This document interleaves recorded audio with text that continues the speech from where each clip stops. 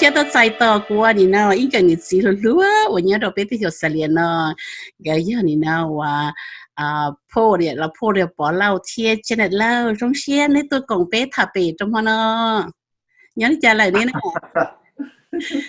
Dạ chào Papa. Bảo sao thằng này bé thả thế? Wow, nếu huy trả đi tụi mình nhổn đó nè. Ý cho là được bé thả tao mà. Nó hú Friday đó. Đó. Okay, so 我睇過我哋呢個過去如果 business 我哋嘅 coaching 貼或 consultant 呀之類啦咯，กูก็สัตว์โอ้เนี่ยเอาตัวรู้ว่าเนี่ยกูมาเป็นสื่อกันเกาหลีเจ๊ไปถามมีชิมนเอาไปถามสอนในรูป business มีชีเทียจะถามสอนเด็กเกี่ยวว่าเราล้วนเนี่ยที่เชื่อนะตรงในจ่าตรีจ่าที่ชีสุดทางแต่อย่างกูช่วยเด็กไปจะมุ่งเยาที่เชื่อเสลียเนี่ยเดี๋ยวยิ่งเป้าเดี๋ยวนี้เรื่องที่ได้ชีเลยโอ้แท้จึงช่วยจ้องเรื่องวันนี้ท่องที่เชื่อเนี่ยท่องที่เชื่อเนี่ยเทียเนี่ยตรงหรือที่เชื่อเทียเดี๋ยวชีต่อเป้าเดี๋ยวเนี่ยเขายังเรื่องที่เทียนะเจ๊เด็กใครไม่สนิทตัวขันอย่างให้เดี๋ยวชีเนี่ยยังเรื่องที่อย่างนี้ยังรอที่เตี้ยนะอย่างOK， 现在是不用带了不当。够蒙的。我讲到爸在了，都是来他们这好个咯呀，像那搭配，都你妈那天也就知道我这股了，知道包股没有你包了，股没没干呀，或Janet Lor， 就แต่จอเนี่ยกูบอกกูใช้รู้จอเป็นอย่างห้องย่อเป็นชาวออสเตรเลียเนาะแต่ชีวันเด็กกูย่อไอ้ตัวไหนภาษาจอเป็นอย่างห้องเนาะกูว่าเขาเลยเขาจังเลยbusiness เจ้าขน้อยย่อไอ้จอเขาเลยกูเดลเลยเจ้ากูถอกูจอเจ้าเขาเลยเตยกูที่วันไหนภาษาย่อแล้วกูเกิดเตยกูกูเกิดกูจอกูสั่งเกิดกูจอมเตย master นะcái con đôi master nói yo cái whole business kia cái thọ cái ta cái sao một sao lo cái đó cái khó chia kia cái thà cho khó business nói yo cái khó của nhiều theo cũng cả chia cái của đó lo đó của tụi chị khi khó business cho okay thật ra nên cho cái ít bên mà đặt thảo đi theo dõi cái phố cái này thằng này cái sao cái tụi cái gì có liên tư yeah so cũng bên mong hụt bỏ bên mình cả hụt pro nó để cũng tao nên tao cho hỗ lừa vậy hay cho hỗ lừa cũng họ chỉ tao được business nó cũng qua hỗ insurance theo banking theo cũng qua để là loại on the weekend so cũng more experience in operating a business so I find that as you grow and as you you gain experience, you gain skills, you learn from you cho sĩ cái chỉ導chỉ nó cái sa ba yeah cái chuyện này là nhớ rõ từ so you know Brisbane in Queensland and yeah chỉ là nhau rằng nó tàu chăn của sống của nhiều lot ở Melbourne có thế Janet cũng yêu là Melbourne thế so okay là cho nên chỉ là cho chuyện đó tại sao bên nào cho khỏi thì bên đó chuyện mà đã tới cũng nhớ rồi giá cả tên là nhớ rồi luôn trong Melbourne được người ta hay chọn đó họ đi nào chỉ nên tiếp phong cái chuyện nhớ rồi luôn rồi bố bị Brisbane nhớ sao có thế à ở đây tên này nhiều quá này có gì vậy là nên là này thì xíu ở trong đây nè trong đây à đâu tôi mua bây giờ có虾熊狗虾 oh wow 你的小的狗虾熊呢有些呢 all right 我叫你去罗大木呢嘛现在呢因为你破壁是塔色塔色 em biết là trên là chị tất cả là chị bữa nay à nếu cần đâu ta chị nếu bữa nay thay một qua chị hỗ trợ này chị bữa nay bắt đầu trên này hay tất cả chuẩn gì là nếu một hỗ trợ chị cô một qua đâu giờ hỗ trợ chị tất cả một cái master cái là business là master này nào business là chị bữa chị có một hỗ trợ thay đổi thiên là bây giờ cái này là các bạn mình chỉ sẽ biết cho cái có một hỗ trợ ý là có một cần là master là có một cái cho master là master business là Yeah, so Google call Masters of Business, but Google major na your entrepreneurial management. So những đời cũng mà thọ Google họ lấy đó của chỗ này nó ít khó của xã bảo trợ yo lấy cho cái xã lấy thọ lấy kia lấy cho thọ lấy kia là lấy xã trong lấy giá how do they make decisions có lúc company tới cũng lo to nào so thọ của bi của commerce tới muốn tất cả muốn đâu ya được sai to nào但是của sai ít khó entrepreneurial management của cũng cái gì hay đi thọ lấy kia là lấy cho kia trong lấy giá lấy cho xã trong lấy giá right cái gì là lưu thì entrepreneur là luôn hay chả I don't know entrepreneur nếu cô sai to thế tôi ít thu nếu cô sợ của là lụa mua chữ gì mua tô là lụa tại dùng mua lúa lấy lúa chỉ thì dùng chiu ấy lúa là lúa thì tôi không biết tôi chẳng được người ta dạy biết nè nên mua họ để tôi dùng tôi không dạy hiện tại ạ nếu rồi有个我猜嘅嘛，你主要投嘅個你都能知道主要呢，我比好啦羅車所以投你保嘅咯嘅後來呢你只有嘅主要車你只要做 entrepreneur 你只要做 business owner 所以嘅你我 base 嘅你做 startup你 start new business with new idea 你 entrepreneur thầu nữa lo kia every day tâm lý rất chỉ entrepreneur như chưa tao cũng hay là tụi sai cái này khai phá tụi cái bây giờ mong gì tiêu lên luôn là tiền là phải cho chị này của chị bảo là chị là bây giờ cái này cái cái background giờ thì làm từ bank thì là bank here insurance này vậy bây giờ cái này yeah so you know Janet here của cho cái gần đâu nó của chỉ trong I guess the average person ở high school cái ở chỉ cái đầu mùa uni ta xin là kia the cú mà cú I guess mushi cú you know trong đó chỉ cú họ cái chỉ bia cái tự cho chế mua cổ chỉ cổ trâu xong nữa mà chắc không cái đó họ Janet Lor cú very similar story as well như ngày cái certificate thiết đã chỉ hay cho cái kia đại degree lo nó ý ngày chế sĩ hành đấy từ hồi you know late 20s early 30s mà chắc không cái đó so yeah go find a partner go your career especially when you know you are full time you go full time so yeah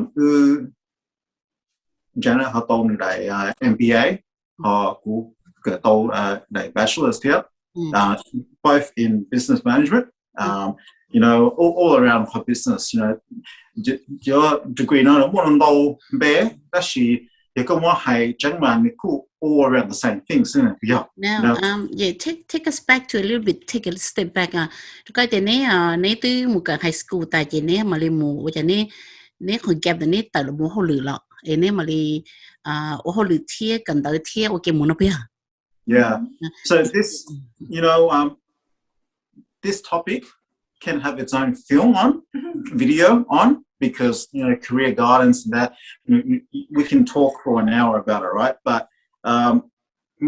more hay lo mà nếu cô trong nó nè thầu yêu cầu kia tại high school phần đầu cho student là chỉ bảo là sao watching được biết cái là cô tí này nữa you know cô một sĩ cái nó chỉ nhà bảo cái đó chỉ nhà cái chỉ đi帮我或者是cái you know từ lâu rồi nhưng mà sao để you know cô họ work experience cô tôi cầu tới trong này nó tới rồi cô họ nhiều nó thế cái 同的有啲摸寫咗唔夠嘅一包啲，有個個可能個寫到嘅好多，有把個做紅個啲嘅個股摸寫唔夠咗啦，睇個老 brand 哩咪個係個唔錯差啦，你始終你同個度那些我哋但香港亦個包啲啊，個有時個就當然咪講咯。一才的都好的到头那去到根本嘛，头那个的 high school 那去到包的那个，而且的那没事呀，没事有事呢的，个都做着路在路的有因为包大呀，有因包大有老多的那的时代的，因为包的哦，可能要考古要够了的头古么个也古大些个的电视呀，可能要考古啥的，你要考一个 example 呢，搞用到就路啊，古啥的了。แล้วมั่วจอจีนะแล้วสายแต่โอ้ผู้ชิสากันได้เลยต้องคอยแต่กูมั่วเขาหรือซื้อนี่นะว่าอย่าเดี๋ยวจะลวงในใช้นี่ให้จะโดนเลยจังเดินเนาะเดี๋ยวแต่ชินะนี่นะว่านี่จิมุกันได้ละกูชิวจ้าแต่ชิมายัดตันเต้อยู่จิมุกันได้ละกูจึงชิตกตั้งเทียนนะพี่你จิมุ一直係電力很多個啦ก็จะ你กูกูยิ่ง包กูตื้下包那比較頭大上包啦，佢都冇下雨呢，佢都包定你用每家，你用一家啲佢包啲，OK， 要估我哋估試我哋估時間你去用估先一隻，要估每一個考慮啲，比咗落嚟呢要帶上你可冇時間你可做表佢知道啦，咗多大家喏，然後啥冇個知道話 opportunity 和 chance 冇個頭然後同人比咩，都係古包啲要古大家冇在邊比起uni自己對路古下冇知道嘅，所以古 how I did it was I started with a diploma and then 古冇 advanced diploma and then 古埋你冇做古嚟 bachelor, so I took baby steps, right? Because頭個冇乜冇呢，你睇個嘅 OK， 有個有我 assignment， 個有我上帝當地咯，個就衰咯，就係乜你個補到咩嘢，咁我補你冇啦，嘅咁我寫上冇做bachelor 啦。là cho nên cái này các bạn thế là các bạn cần phải giải ra. Yeah, cô kể nó giải ra đó khó. Thọ cô ta họ là cái cô ít khó certificate đó khó nhân là cô mà cô sao cần đối theo cô sao họ là ok cái cô theo ít khó cô theo tất cái bố cô cần đối theo họ là ok cái khó nói mình cả là lúa traineeship nữa cái thọ cô ta traineeship ta cái cô sĩ trong này ít trong cái cái tóm lại nói cái cô ta traineeship ta cái thọ ta traineeship ta cái cô đã cái certificate đó yêu là cô yêu cần đối theo họ là ok cái thọ ta cần đối cái cô cái ít khó là cô frontline management cái còn đấy là cô yêu cần đối theo họ là ok nữa cái nói khó cũng nhớ chấp lại cũng nhớ thọ là mua cho cái cô yêu cần đối theo họ là ok cái thọ cô ta còn đấy cái cô ít chữ nhớ low position management ta li na cái thọ cô sa cái masters đấy nhớ tụi này nhớ tụi hai đứa cô hai tiểu cho nên cô kinh doanh lại với cả có chỉ một cái masters cô hai tiểu cô chỉ tao cần tới uni này theo cô hai tiểu giờ tiền này ba xong tới cho cô chỉ cũng có cái masters đó cái masters này in nhau tới rồi nữa đó có lấy cô bảo hai tia yêu cô nhớ khó position management bây giờ cái thọ lấy tới cho tông tới yêu chụp bảo hai tia yêu quality cha họ yêu lúc chế họ lên tới cái yêu chụp最上tới是cái khó最上tới mà in nhau mình chỉ được cô được học tốt đó cái cô cái tali cái cô đó tụi này cô thả tali cái lấy ba kia yêu cái thọ ít khó cũng nhà chấp lấy giờ đó khó cũng rồi mà in nhau backwards mình chỉ này đó khó thầu yêu tới high school cái yêu cần tới cái yêu mà lịch theo học rồi但是mà cái high school ta theo học rồi cái mà lịch chắc có cần tới đâu vậy但是thầu cần tới cái sẽ cho học rồi 但是头有冇跟到，有知唔家些做好嚟就可以知道嘅咯。嘅頭要 show，因為如果你要 show 咧，可以做more experience。但是嗰條波，因為上你夠相對 experience 嘅頭一 show 一陣到嘅你個中差，yeah，嘅可能要可執嘅佢啊個。係當然 ，you know an example is you know 頭個我大 school 是個做 accounting，right？ 咁我 degree 做 accounting， 個知道我後來 accounting 多個做報你做 textbook 係個佢做嗱係個書。嗰度我後來嗰都experience accounting 或 marketing 或 you know another business topic 嗰都 work 嘅，嗰都you know encounter 嘅，嗰做後來啦，嘅咁計嗰啲哦嘢，你啲嘢呢度我做後來先咧，嗰都等我都包大嘅，你家 share 同親啊。But what makes you to go back to study? You do what you do what wrong. What makes you go back? Yeah, it's like this. You know, going through high school, cũng mấy tụi uncle, nó cũng thấy của tâm lý thì đại degree nó thì trong này ít tụi gì nè, nó thấy khá trọng yếu nè. Cái I realized that có một hồi cái chúng mình degree nó có chừng một số mũi, có một số mũi giá nè, có mỗi cái limit có trong chỉ tao nè, cái chúng mình degree nè.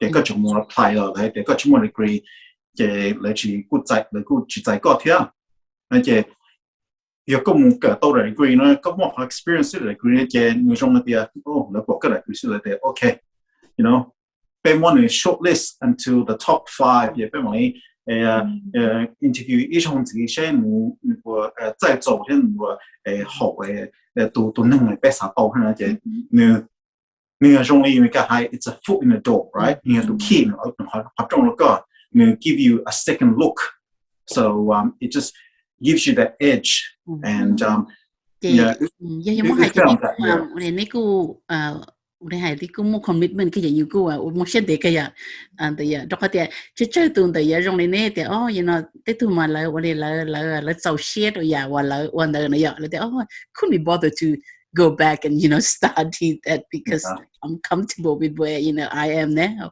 Actually, này hay ít khó tiêu là sai chỉ tao sao thì the degree the mà thì tiền này ít the degree the chuyện này mua hay cái này từ shi ya khi thì you từ mua experience ya you từ mua you từ cái một tại you từ tao ít hiện đại thế chứ hay ở cái thì you mua khó đó trong từ rồi là sai cái sự là những khi có trong rồi ya thêm thì có một hiện đại đó tất nhiên mà cái chỉ tao trâu tê ori này ya chỉ có một khi một khó đó trong từ là như thế giờ thì mua chân trong này có ya tôi nó biết thải chỉ biết chủ yếu chỉ có sự việc biết chỉ tại yếu chứ nên là ya là giờ hồi rồi nó để cho một số ít bộ tận lần apply nữa để lấy giờ có chúng mình đây để lấy một cái gì để lấy sai có tiền nữa yeah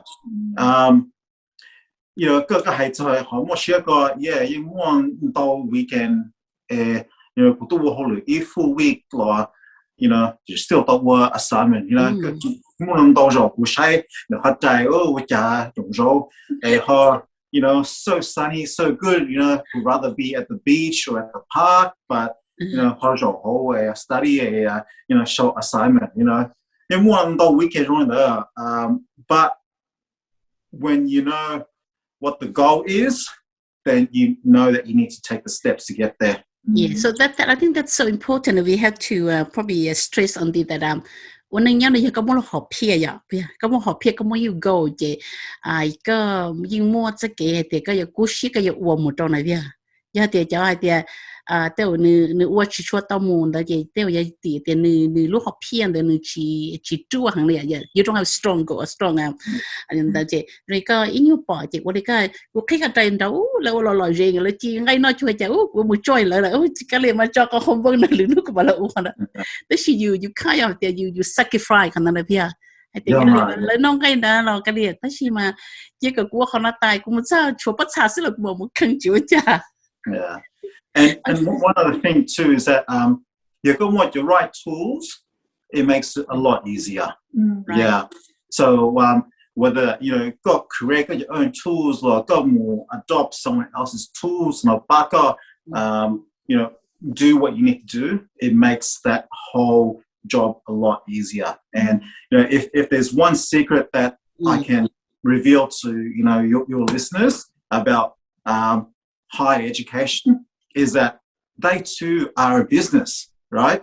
Your University of Melbourne, of UQ, your Institute of Business Management, they run as a business. How they survive is by students. Let more students take the course fee, let you survive. So the secret is there is always a way to get in, right? You've got more the will, then you will find a way to get in. They will give you concessions. They will help you get into their course because that means that there's more money for them. So it's a win-win situation. You just got to ask the questions. So you might not get into the best uni, but you can get into a uni.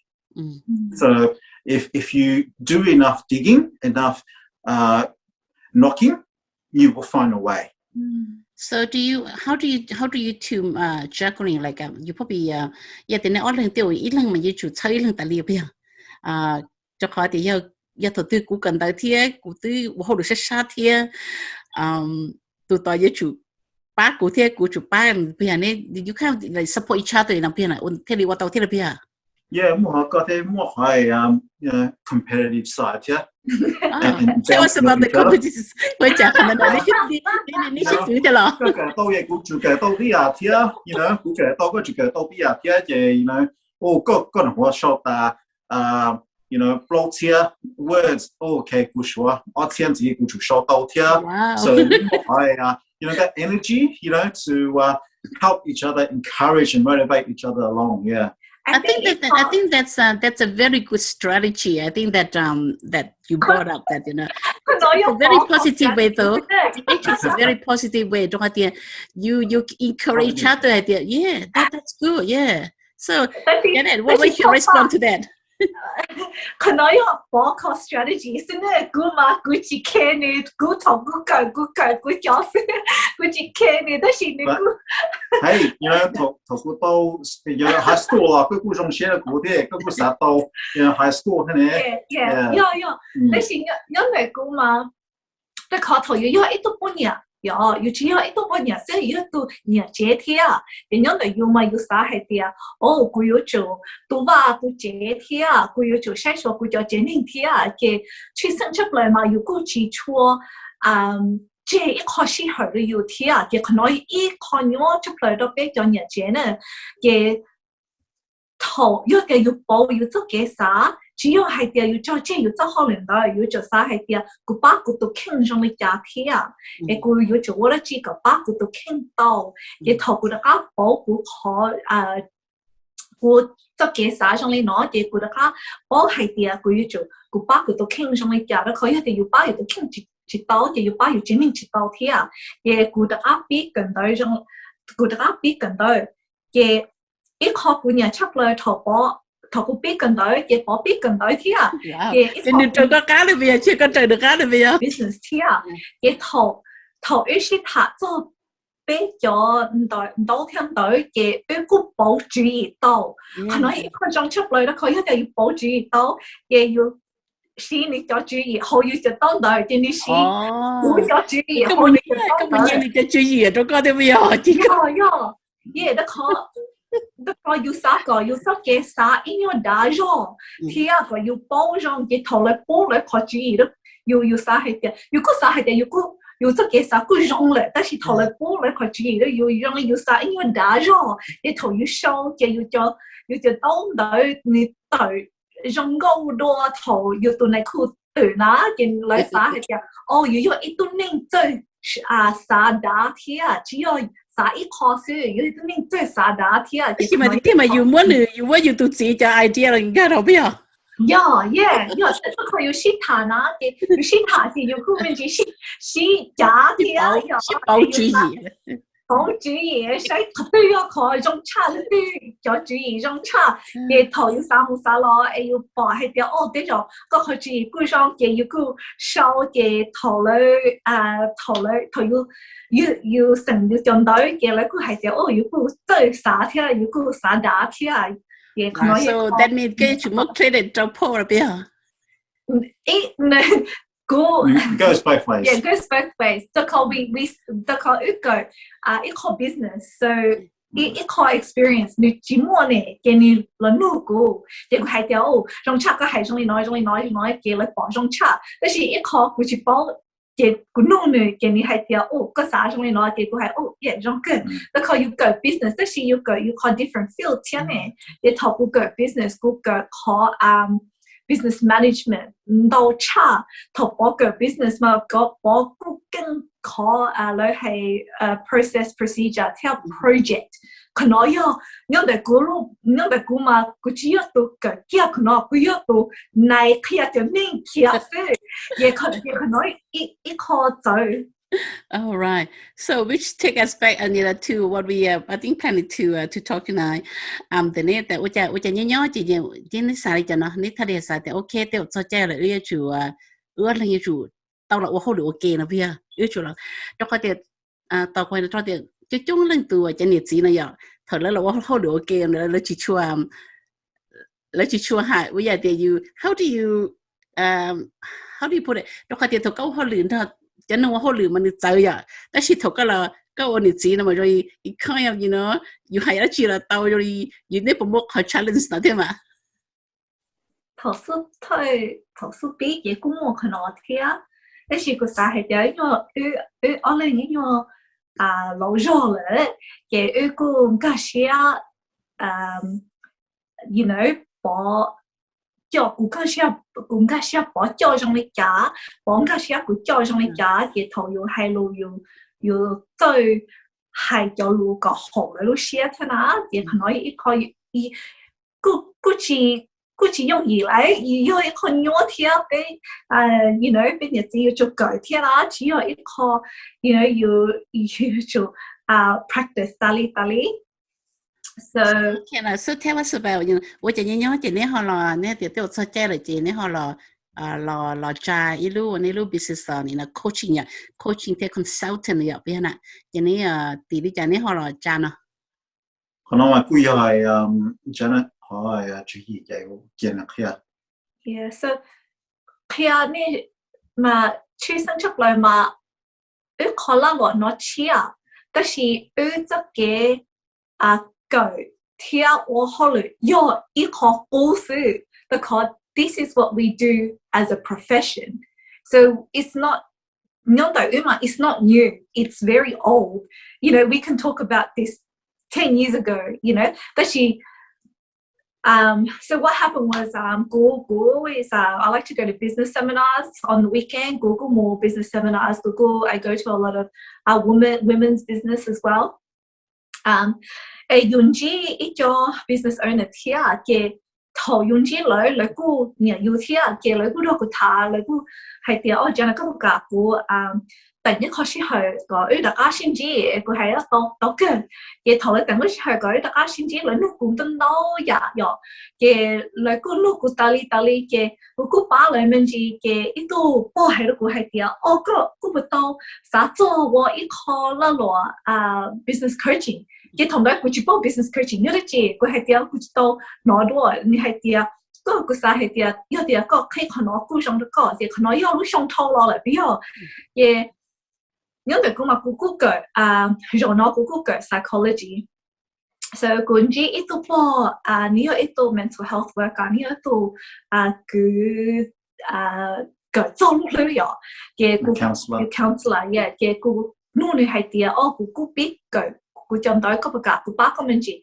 cái này hay tiệt bác tao thia của bác tao thia ít tu bác của thia, cái thầu của mua đồ này, đúng họ lên đó của cô bảo hay tiệt em muốn nó chỉ chơi kia này lúc là lụa chế giờ tiền chỉ chơi kia lúc là lụa chế này thiệt của chỉ tao thiệt giờ cô nuôi này hay tiệt giờ tiệt có sao để ta khỏi chỉ bảo trong nhỏ giờ cô hay tiệt giờ tiệt có chỉ sao đấy giờ có sao cô bắt con mình chỉ kia có lúc là lụa chế tất cả giờ tiệt có trong xe giờ có mà liên quan gì nữa giờ tiệt có muốn nhà thiệt của chế thiệt tao giờ cho nó lại tụi nên cô ba tụi business owners cô ba yeah, one day cô theo bỏ ít tổ kế đó khỏi cho ít tổ kế thuần hú nó thì cô hay được bỏ hay tiền ít tổ business owner nó nếu cô chỉ chua chơi process the whole process procedure yeah cô hay được bỏ hay tiền còn nó cô chỉ tao qua đó đó là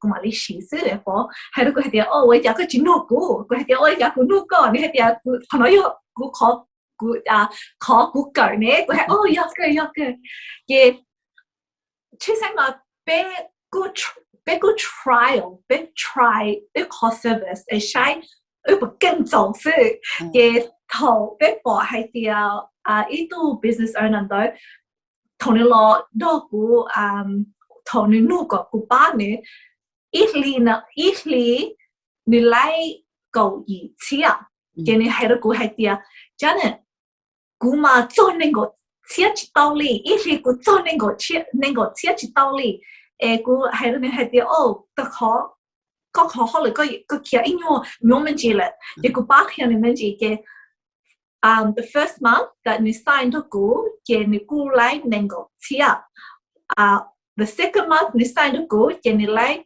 能够只chia, cái third month yo大家能够chỉ chia cái fourth month mình lại bé cho chia cái cứ sao là cứ hay tiệt cái sao khó sai tiền này còn năm còn sai tiền này dù như uo lời tất nhiên mà dù chỉ bảo thì dù coaching là nó bây giờ dù muốn cái ba rồi lời tất nhiên mà dù phát sai thì dù ba lý thì dù ba chỉ gì rồi là xưa năm bây giờ tất nhiên in fact dù coaching là dù từ mới cái sao là rồi lời dù từ mới chỉ gì rồi lời nó bây giờ có yêu chỉ bảo hay tiệt yêu cho lũ yêu hay đó lời yêu khó lời chỉ bảo na yêu có yêu bảo ta li yêu khó lời yêu ta li thì yêu cứ sao hay tiệt cái đó sẽ lời bảo chứ thế thì cho nên người chỉ bảo cái cho nên nó cũng chỉ our second coachee cũng nuôi hay tiệt cũng nè là tao xin chỉ cái lũ là lũ kia trong cái nhà là cái người kia cũng hay tiệt ít nữa người lại ít chia, chỉ nếu mà họ lại bao nhiêu sự chỉ có bao chia lại, cô hay cái này đâu phải là hay cái, chỉ trong cái thế rồi trong li bé chỉ thâu lọ lại, bao nhiêu tuổi hay đó cô hay cái, thế rồi,有点错呀，其中嘅bé有做mà li shi，做 K 一路那边天天做 K 一路嗰邊啊，因為係咁我哋路邊講 official 咪就那邊啊。Yeah. So yeah, through 我哋可能เราจะกูแต่จะแต่เนี่ยลูกของพี่นั่นแต่เนี่ยขี้ลูกนอนนี่ฮะจีน่ะเนี่ยพอตัว set up แต่โอเคเนี่ยลูก vision แต่เนี่ยลูก coaching เลย consultant business ตัวเขาแต่กูบอกแต่ก็ยัง coaching เลยแต่ใช่นะ you are run business what is your vision ตัวลูกอันนี้ลูก coaching เลยนะ Yeah, I'm gonna go 係兩幾多佢，應用咗乜嘢係兩方。So 因為估嘛 our vision is to create create community leaders who can embrace their identity and be an example of what is possible. So 可能齊夢係點得可？因為估嘛，估要寧夢，如果啥係點？這就估要做成都做咩㗎？這就估真勁無理來，sorry 無理來嘅。如果英文差成都來聽啊，就可 when you enter the corporate world or when you start climbing the ranks, you compete with the best of the best. And so when I was in 讀過後來估博係點？做咩㗎呢？你估勁，但是估勁一下仲你來聽啊？我就經常來聽到邊啊 ？Yeah. So because 的確要我可能都來自傳統嚟嘅，要幫係掉你更冇你教，要更冇你教聽啊。So 一個頭股一個個啥個必須要understand 聽我要頭股我頭股比我估咗可能你不識咗。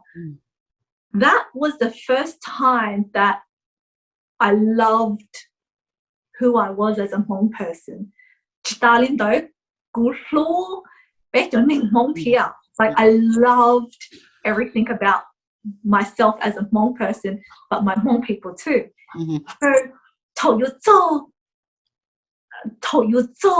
老師去。要包係掉要有零度，要包係掉要有檸檬，嘅讓你要 accept 要到傾1%嘅頭要包佢攞，誒哋要傾一個，嘅要摸一個好片，嘅讓你要摸1%就好片，但係佢要包要有零度。嘅個好片，嘅佢個故事嘅要對包嘅要 set up 路 coaching business 嗱路 consulting 嘅，一個嘅要故事要啦嘅，老爸要就摸得那邊。อยู่ป้าแต่จะมองว่าแต่ฉันเราพี่ว่าลาหลวตัวนะพี่ว่าผมมองไปยังไงแต่ not just that พอปะที่ยอคนใดซื้อยอ more so that the condition อยู่ที่包的是ยอ business owners นะถอยไป開เลย個 business เนาะเลยจะที่包我哋叫เลย開 business แต่就เลย開 business 的可能係啲okay so for example 我的朋友你開個 business 你係啲個 business เนาะ有個 fashion 都個姑娘 fashion 啫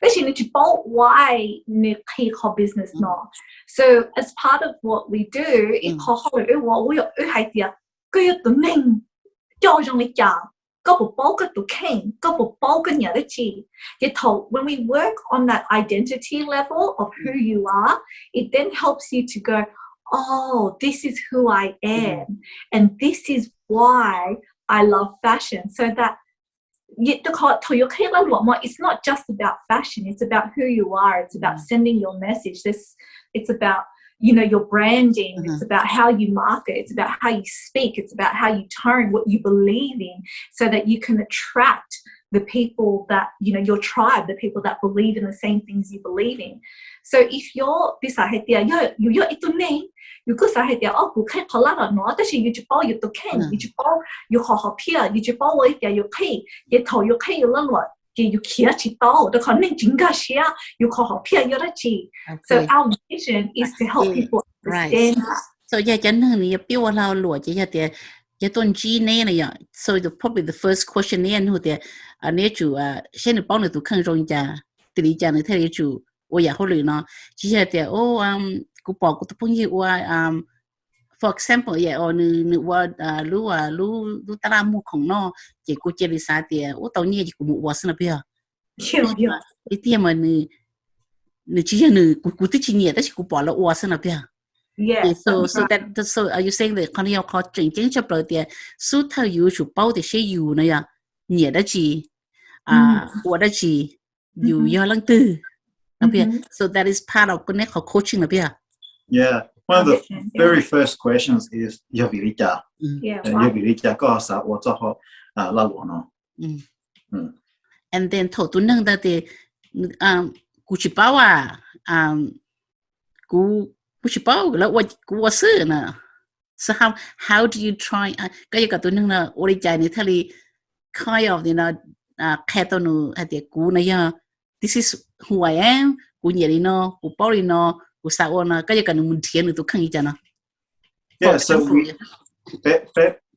more a set of tools with list of questions and checklists that we can run through with that person to 把了假设係啲做嘅等等咯，唔容易講啊，個目有it's a business that is already established, got okay, a fair bit of money, right?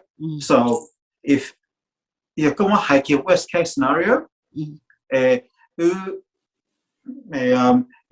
take them through all these questions and this exercise and to go low hot then we save them that 80,000 or the 100 and something thousand to actually buy that business, right? Because we help them realize that 6 months on the track it's not going to work. So we save them that hassle.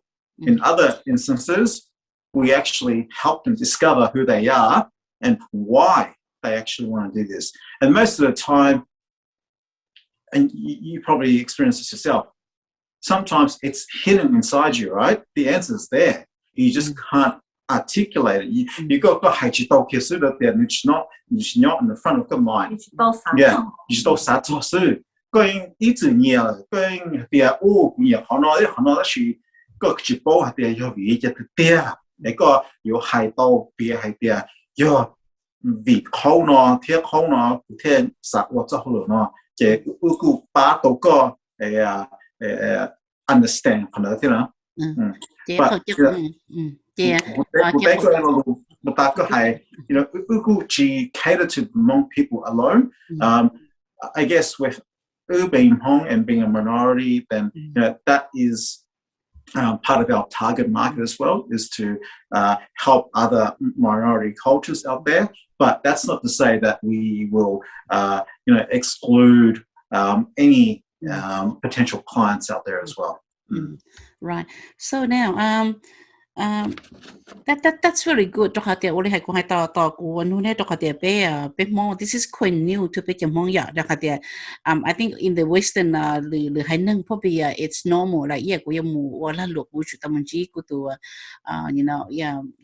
consultant của chúng ta thả sẽ khá là luôn nó sẽ ôm một tận đây sẽ trong một đôi thế nhưng mà bên mua bên chỉ tầm mua chỉ có thể xài được còn nó khó chịu sang này để bên là biết hết rồi thì ở đây hay cho trong mà này ý nhau thì giờ thì tuần chỉ tuần này nó chỉ tới rồi giờ thì ở đây cái hay giờ bao tao thì cái yêu tu khăng này yêu nhẹ đó chi yêu ô bắt tao mu yêu bảo ô tia sẽ yêu bảo nhẹ tia này ở giờ thì nhẹ tia rồi nó này giờ họ ô mu nó chỉ này tiêu này mua chỉ tao thì giờ này nhẹ thì tia ô mu chỉ nếu chúng mua nếu mua sẽ kết tao này nếu chúng tao step up bên này nó nữa chỉ này mu chỉ những tao sư ở giờ thì nếu họ chỉ ô rồi lo nữa ở đây này sắm thì save nó chỉ nhiều thì ổn định thôi thì mu yêu business này thìเขาจะคุยกับเขาว่าร้องขึ้นเขาอย่ายาที่นี่ยาติดต่อตรงนี้เนาะเราอย่าสอนจากตรงนี้ต่อนี่ยังก็ตื่นนี่อันนี้นะว่าสต้องย้ายชีตั้งแต่นะSoเขาเว็บไซต์ย่อ Lor Coaching Consulting.com.au นี่英文你我们见到也要点有到 www.lorcc.com.au 公家到贴我個 email address 有 info@lorcc.com.au 有三隊咯，有個到，但是我哋隊一個develop 一個 free business checklist， so 個 free business checklist 有啲有路 business turnover 要你要來啦，要啲有路 business 都要$0 to $50,000， 所以算做這種錢嘅可tool 上面包係可針對到要一個 business checklist， 因為我補到要識，補到就要嘅 you can download that from our website， and 你可以要吹做好個學位我哋家個實邊可攞嘅接達領隊一個模領做好一個安隊天啦，個要嘅要整個時間做，壞要得住嘅要熱看到嘅你家好一個要做嘅一度主角做學位隊把佢做學位嘅用個時間 ，so all the links that we provide in our free checklist 有一個頭一數比嘅其他一隻拉落。只不過你可以做很多啦，你做你係點冇嗰個 ABN 冇register 個窿俾冇其他 insurance 很多嗰種，但是只冇可讓你佢係 added value。You know, your business don't can you can survive year after year after year if you understand the foundation. So, just $0 to $50,000. Nên một hội website the startup checklist the phụ đối được you nè nè sai tao nè từ tao cái yêu điểm nè từ theo sai cái nè cú bỏ cho cái啥thiên的靠错呀cho好哟不然nè是係出去貼可能嘅不然nè đó是也同咩做這種貼就一波這種貼嘅可能 is when you get real in your business. We have a different package. Yeah, we have different package. No. So you have how many packages do you have? You have the beginner package, like 0 to 50, and then 50 to 100, and then so on, right? 150. I think the question, the question that people will ask is that it must be very expensive. Absolutely. I mean, what? Let me rephrase that.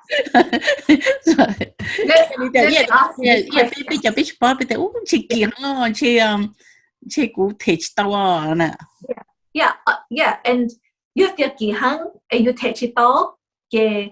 we're not the people for you. We're not your business coach. You need some. There's a difference between a trainer and a business coach. A business coach vì muốn chân tới cú tới tới sự tới thầu yêu lúc business kia trong liên xuân cho chỉ cho chia yêu là khó biết bảo hay là yêu cú bí sư để con need to trainer ba cái kia có khó là luôn đấy thầu công cả xia lệ cái lúc business tới cú kia trong liên ít ở trong lệ để có cú xã hay là okay. But you need to train on knowledge. Ku ni itu ba ko ku can elevate ku business ka ku business when you share get konoyo ko hole. That is a difference between the trainer and the coach. You te you chimonya te get we are not for you. We can't be for everybody. What about the outcome? But what's the outcome? Well, you got to ask yourself what you want the outcome to be. Yeah. So it's all up to you because you know the main thing that clear to everybody that we speak to is that you're not buying a result, right? You're not paying us money so that you get a result where you have to do nothing. No. We take you along that journey. We teach you. We evolve and transform you from where you are right now to where you need to be, right? If for someone else to do that for you, then you're going to have to pay that every single month, right? If you want to keep the results. But if you go to your tools, that's what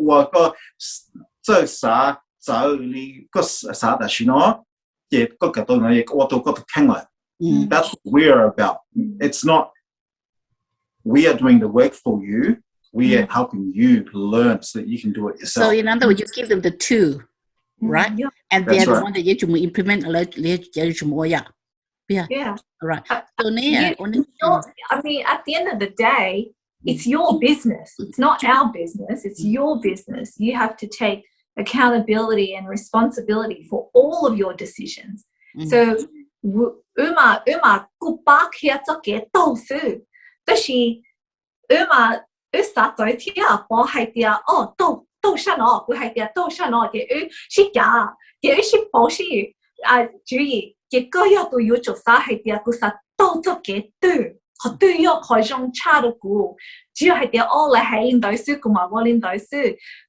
at the end of the day, it's still your business. So, you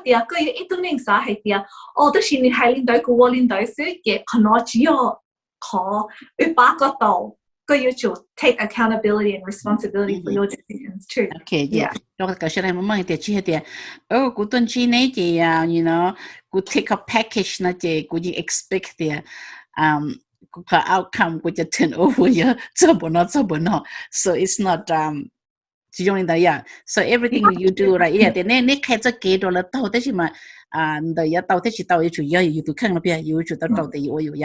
you have to do the work. Yeah, in everything that you do, you still have work to do.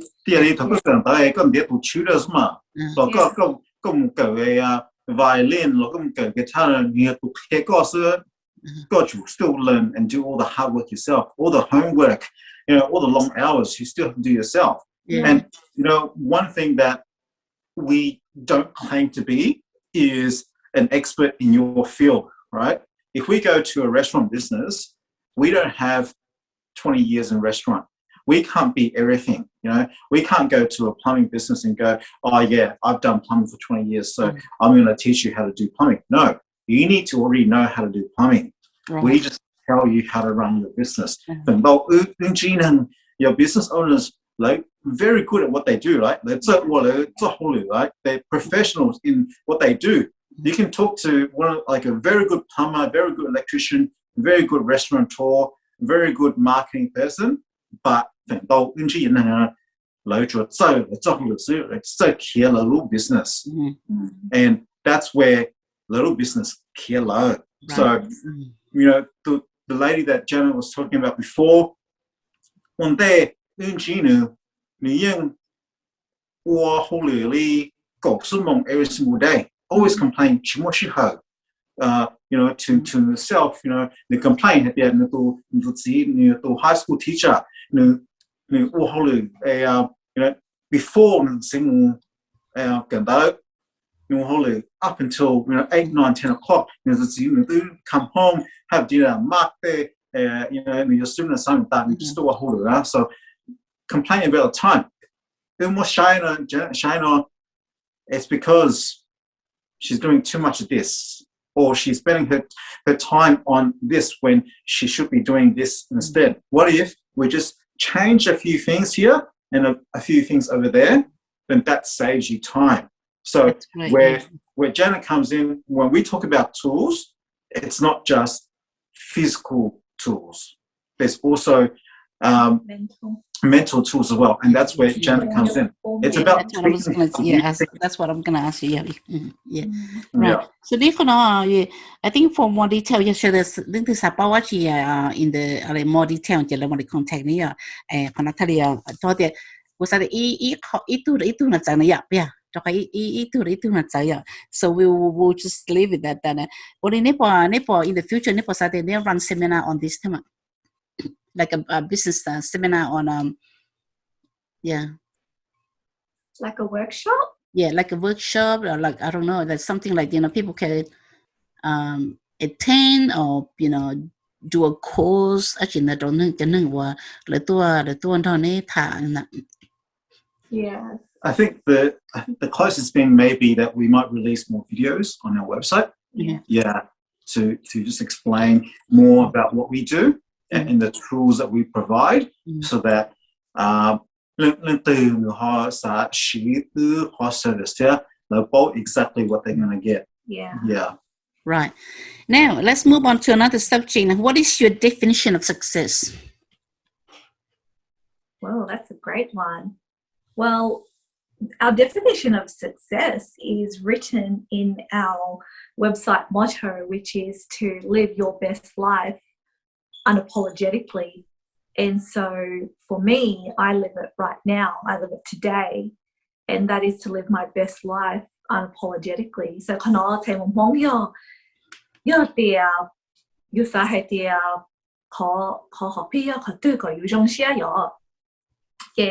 Google show 一間隊個 website 個係啲啊，因為啲啊要我要諗要估計，讓你要估計開做了，到我要估計開做了這個啥要其實要我要諗讓你價值個啥係啲啊，可能要可讓差，但可要幫係可要到傾係啲啊，要個幫係啲要到諗再讓你價咧，但係隊要個。幫係哋要學片，要嚟住，得可，得咗讓你一分鐘咪㗎，原來頭咧係得住嘛，你係啲啊，托字過你攞，there's so many stories, but what if you can just be yourself and don't have to be sorry for it?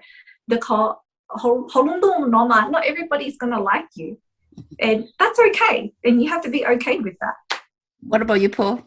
For me, success is celebrating the small wins. So it's about accepting and acknowledging your achievements, no matter how small it is. So all your small wins are going to build up and lead up to a bigger win. So be happy with what you've achieved.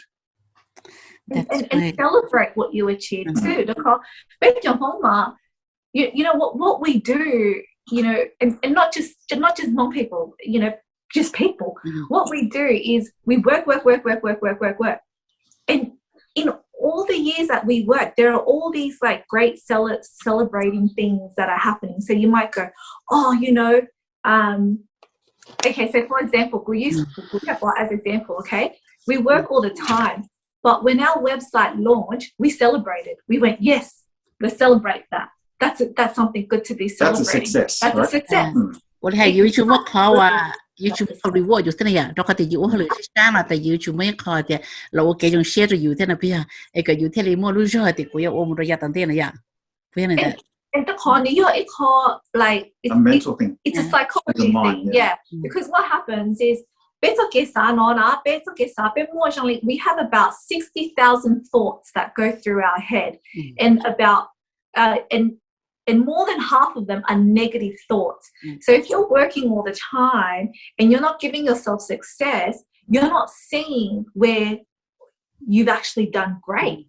So it's a matter of celebrating it, maybe writing it, so that no you sa hai tia oh wali kya warning them oli no jong li chimong daily ku chi jong xia yo tian ni shao ho I pong dai on ni lo sa lu pan ja hai tia oh no wan thi no li no hyong no ku wo kha no tia ye yo tian ni lu pon ja ma bu go don thon ni ko success ye khanoi I ko it's a psychology to help you remember that this is everything you've done. You should be happy too. 我哋要做那個收要做，我那樣要做收個包帶嘅，要黏到包那邊，我哋要黏到包嘅 visual 要黏到包，就睇你，我哋係啦係頭先睇古戰爭，但是古做齋的古嘢都能競爭古嘢都能我哋嗱冇扶持，就要古黏到係唔古那就我就古競爭的古嘢都能競爭古嘢都能冇扶持 ，that kind isn't it? So 我哋係 fake until you make it. No. Well, okay. Confidence building. It's not fake it till you make it. We like to keep it real here, Papa. So your successes have to be real. So I don't believe in fake it till you make it. I believe in keeping it real, and it's about learning. You know, it's about saying yes to the opportunities. And if you don't know it, it's not about faking it till you make it. It's about asking the right questions. It's not just just do it and pretend you know what you're doing. It's, I don't understand that. Can you help me understand that? So it definitely keep it real and definitely ask questions if you don't know. Have to ask more questions. More question 啦，只係我哋係我只係要去包的是，但我要一起包的是呀，開始包了邊的要去到怒造上那邊啊，你個個怒造嘅來啊，我哋係來要做開個事。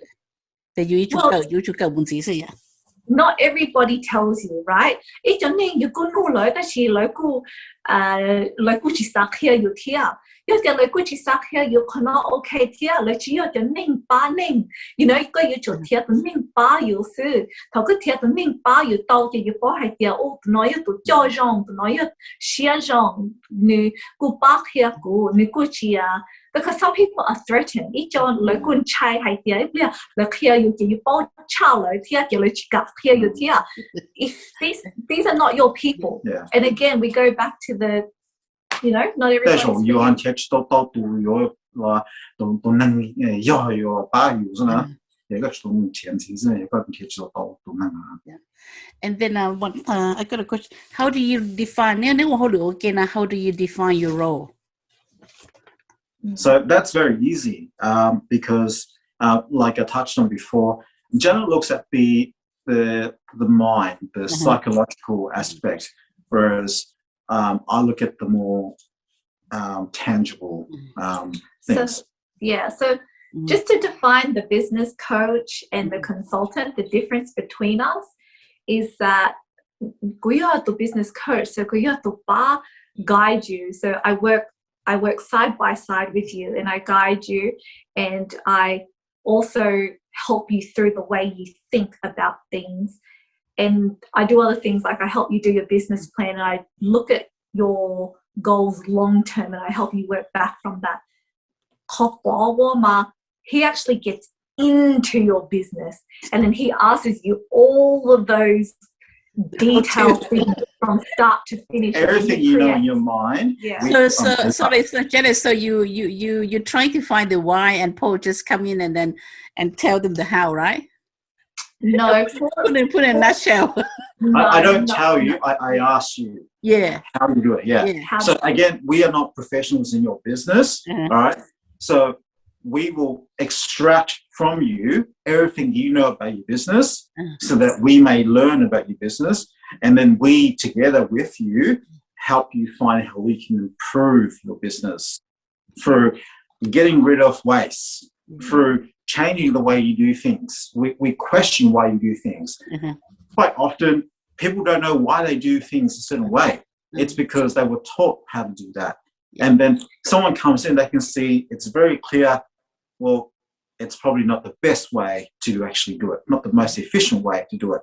What if we change this? So that's where I come in, where, I pretty much extract all you know about your business onto paper, and that's good for you as well. Sometimes, some business owners, they don't even know everything they do. They just go, I just do this, and then, Janet looks, there's people that don't know how much is coming into their business or how much is going out. They just know that they're not making enough. But then when you look at it, oh, geez, you're making like 200 grand a year. Where's all this money going? Right? Yeah. So we complement each other that way. Oh, that's great. Yeah, that's good. Right. Now, is there anything else that we haven't covered that you would like to add on before we move on about your coaching and consulting that we haven't touched? I think we've covered a lot already. I guess just going back to what we were talking about is that, anybody, you more call you support,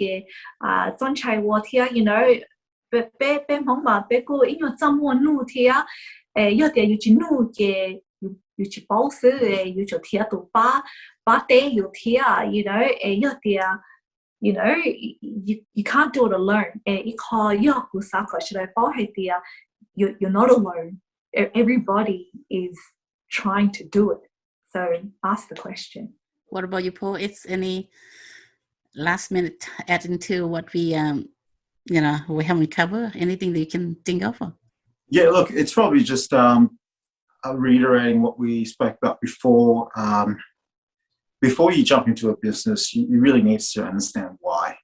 The last thing you want is to invest in all that money and then having to do a fire sale and move out because you've gotten yourself into a very bad spot there. So don't just get into a business just because you see that someone else is doing it and they're doing it well. You got to really ask yourself a whole lot of questions why you want to do this, because we all know doing business is not easy. We all hear about the stats that 80% of small business fail within the first year, and so it's a tough gig, but anyone can do it. And what we've seen, anyone is doing it. A lot of business owners we see aren't qualified to run their business, but they're running somewhat an okay business. They just need that assistance to take them to the next level. That's great. I think that's very good, really powerful message. And what they say, bây giờ nâng what in long name one or ten cái tận tàu trăng tàu ya, một ba, what chỉ khó lớn nâng thia, chỉ khó lớn what kêu lao lụa thia, theo đi hay của ba thì nha sẽ là yếu ba đi nào bao tiền, mua này nhân đời ya, từ từ tiền chúng theo mua kế, what đi nào từ kế họ chỉ bỏ cá thì sao cũng yếu tí tao có từ lo. Tuần chi này thì nếu mà đi mua ngày nếu mà đi mà poor run chia này, so the poor run chia is like backhead or something like cái chuyện bao giờ. So I think we come I think almost now. So quay này I always end up with my guests the 3 words that will describe yourself.